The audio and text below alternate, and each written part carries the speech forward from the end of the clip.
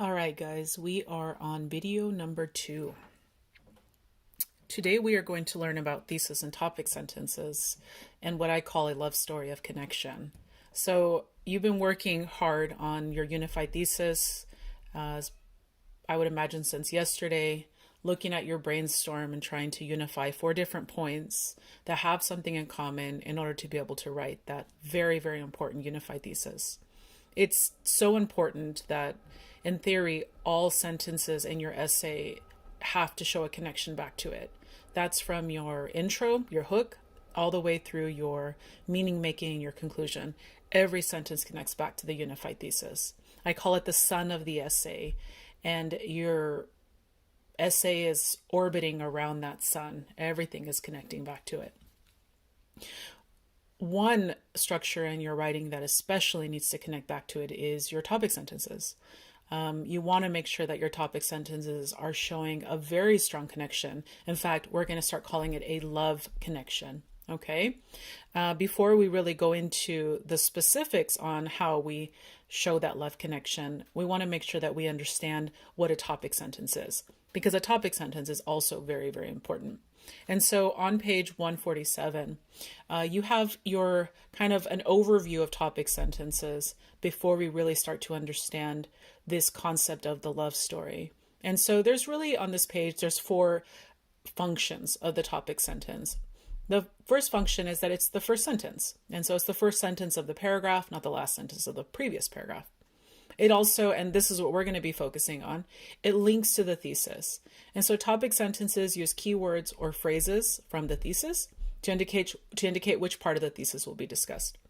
They also introduce the subject of the paragraph.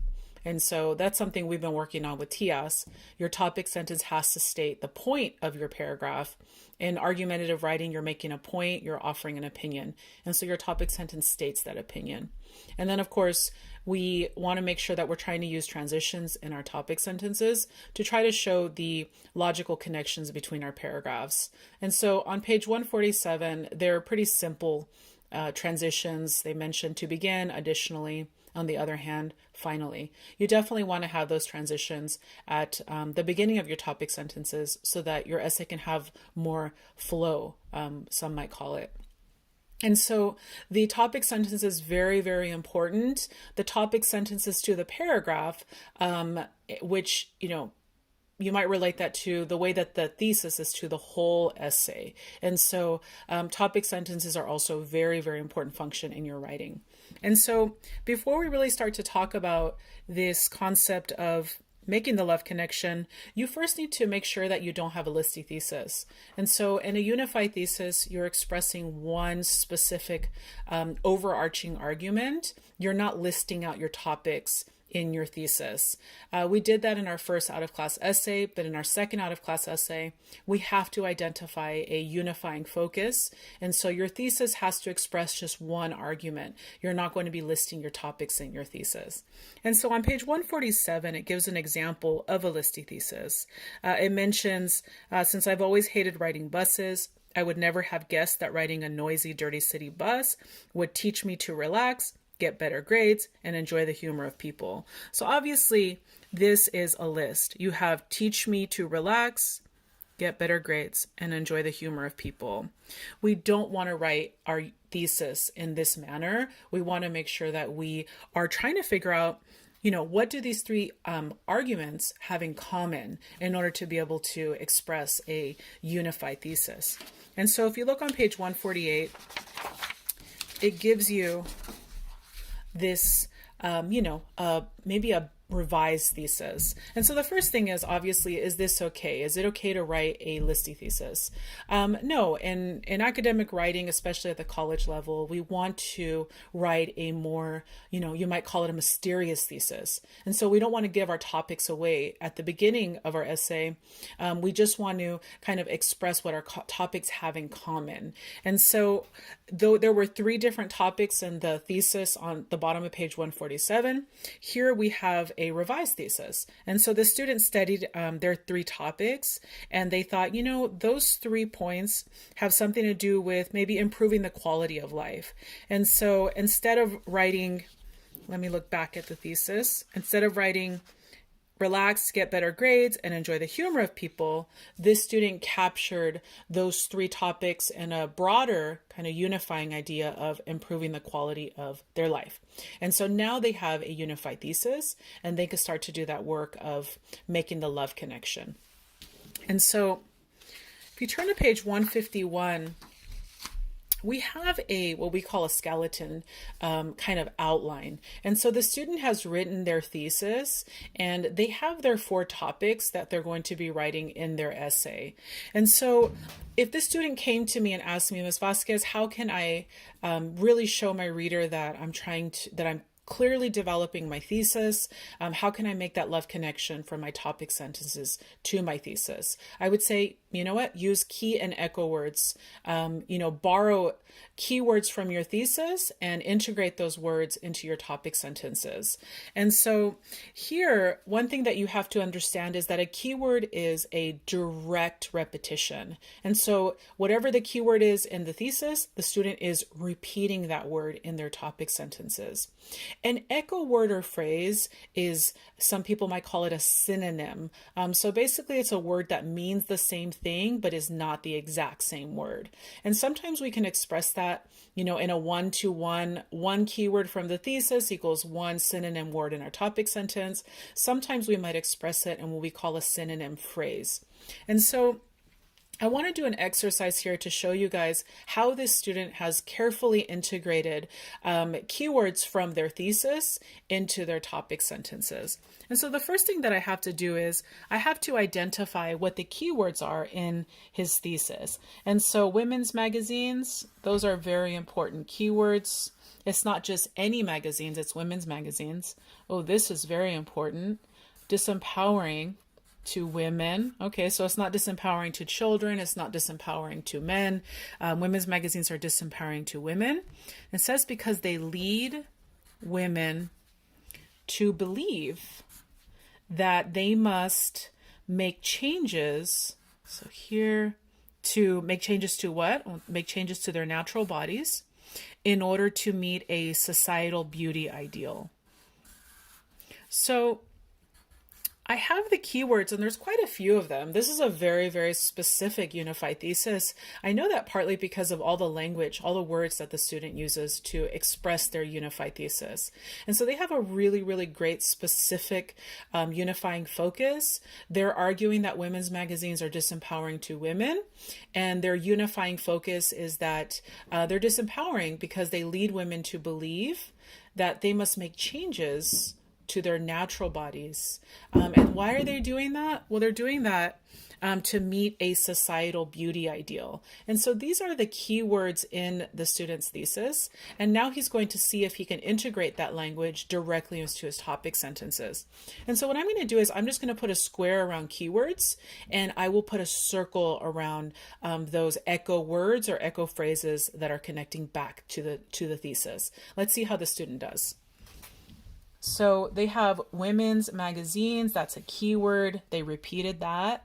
They disempower, that's a keyword. Women, that's a keyword.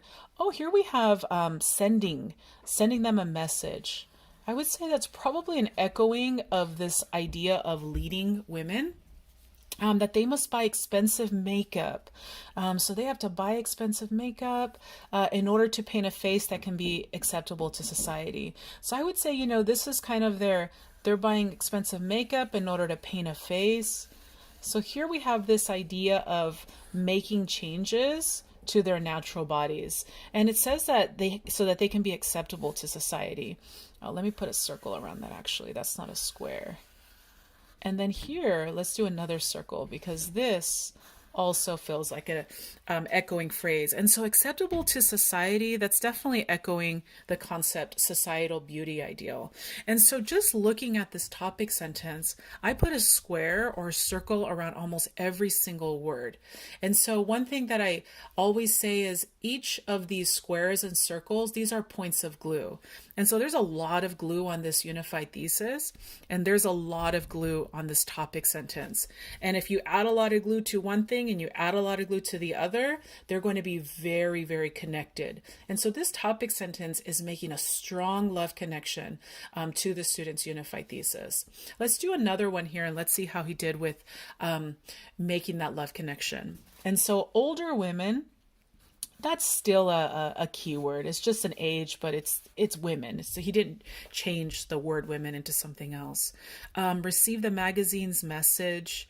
And so here, I would say this is a bit of an echoing phrase, maybe connecting back to this idea that magazines are leading.